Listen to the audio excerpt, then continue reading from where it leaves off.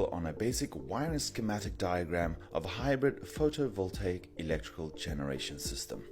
We begin with a string of PV panels, of which you will need to determine its maximum voltage and maximum current strength in order to size the components within your DC housing unit, such as your fuses, isolation switch, as well as your surge protection device. This needs to be equipotentially bonded to your ground as well as your panels. This DC source is then fed into your inverter with the following important electrical characteristics and is also earthed. The other DC source is your battery bank, which should be paired with a disconnector switch and fuse.